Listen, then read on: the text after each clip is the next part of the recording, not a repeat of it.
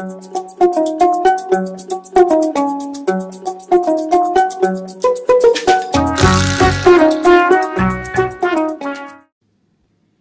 que Guy Marius Sagna, c'est celui d'entre nous qui a fait don de sa personne, de sa liberté aux populations laborieuses du Sénégal, qui a accepté de sacrifier pour elles.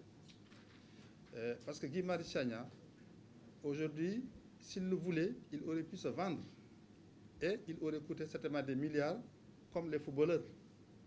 Mais au lieu de tout cela, il a préféré mettre en avant l'intérêt général, l'intérêt des populations laborieuses, les défendre au prix de sa liberté, et c'est pour ça qu'il est allé en prison. C'est pourquoi nous avons une dette envers lui, et en venant ici aujourd'hui, ce matin, les avocats qui le défendent, c'est un peu une façon pour eux de lui payer sa dette.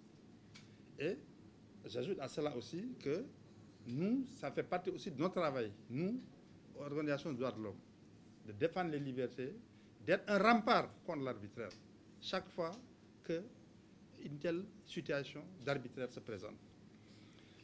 Je voudrais simplement dire aussi que l'action que nous faisons, nous, ici, en tant qu'ONG, elle est complémentaire avec celle des avocats de Guy Marius Sagna. Guy Marius Sagna est très bien défendu. Il est défendu par des avocats compétents, par des avocats engagés, par des avocats expérimentés. Donc le problème ne se pose pas en termes de qualité de sa défense. Le problème se pose en termes de caractère politique des poursuites. Les avocats ont beau défendre, ils ont beau sortir les meilleurs arguments, mais ils butent contre un pouvoir judiciaire dont le procureur obéit à sa hiérarchie, obéit à l'exécutif, et qui a les moyens à chaque fois de faire échec aux procédures qui sont engagées. Et c'est la raison pour laquelle aujourd'hui, je crois que le moment est venu pour les ONG de droits de l'homme de venir en complément à l'action des avocats de la défense. Et c'est pourquoi nous avons organisé cette conférence de presse.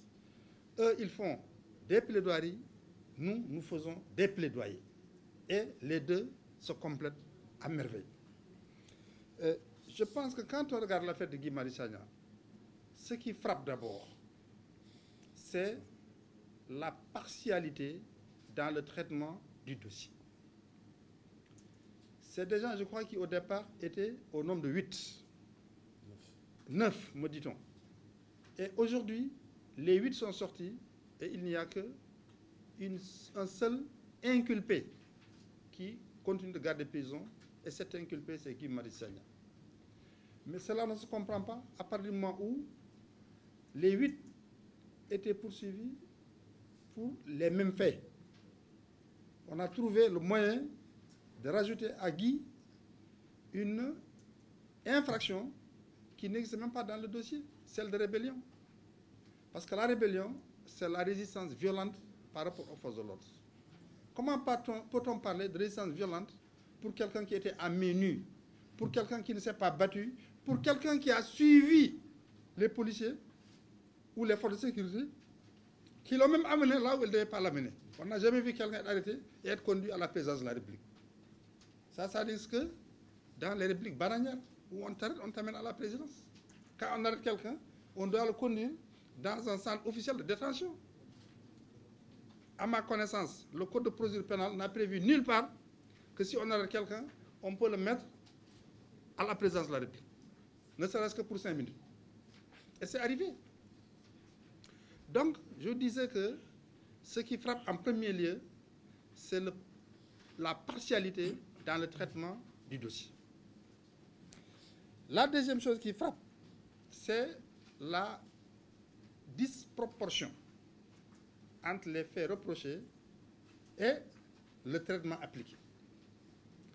Voilà des personnes qui sont sorties exprimer leur opinion par rapport à la hausse des tarifs de l'électricité.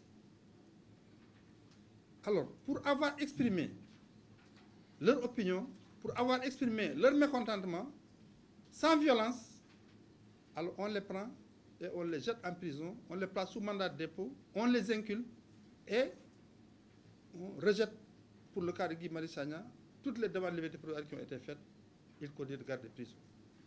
Alors même que pendant ce temps-là, des personnes qui auraient dû aller en prison ou rester en prison bénéficient, elles, de cette liberté. Il y a une disproportion. Guy n'a pas brûlé. Guy Marius Sagna n'a pas cassé. Guy Marius Sagna n'a blessé personne. Alors, qu'est-ce qui explique que Guy Marius Sagna soit placé en mandat de dépôt, sous mandat de dépôt, et que toute cette demande de mise en liberté provisoire soit rejetée, et qu'il soit le seul à rester en prison? Cela ne se comprend pas. Et c'est la raison pour laquelle il faut dénoncer cette sorte de justice partiale, cette sorte de justice politique qui a cours lorsque une personne exprime des opinions contraires à celles du pouvoir politique. Parce que c'est de cela qu'il s'agit. Nous avons vu des gens qui appartiennent au pouvoir politique faire la même chose que Guy Marius Sagna, venir devant les grilles du palais pour protester. Parce que leur leader n'avait pas été retenu dans les listes électorales pour les législatives. Ces personnes, il ne leur a rien coûté. Guy Marius Sagna vient protester contre la hausse des prix, on le jette en prison pour des mois. Comment s'expliquer tout ça? Si c'est parce que la présence est sacrée, mais elle doit l'être pour tout le monde. On ne doit pas considérer qu'elle est sacrée, que ceux qui viennent protester devant la présence sont coupables s'ils sont opposants. S'ils sont du pouvoir, ils ne le sont pas. La loi doit être générale et impersonnelle. Elle ne doit pas regarder la couleur politique des personnes. Et c'est la raison pour laquelle ce qui se passe dans le cas de Guy Marius Sagna est révoltant. Moi, je pense qu'aujourd'hui, face à l'inefficacité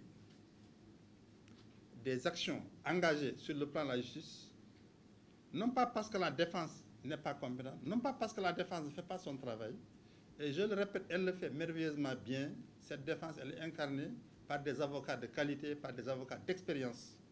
Et je voudrais saluer leur engagement, saluer ici leurs compétences. Mais je dis, dans la mesure où ils butent sur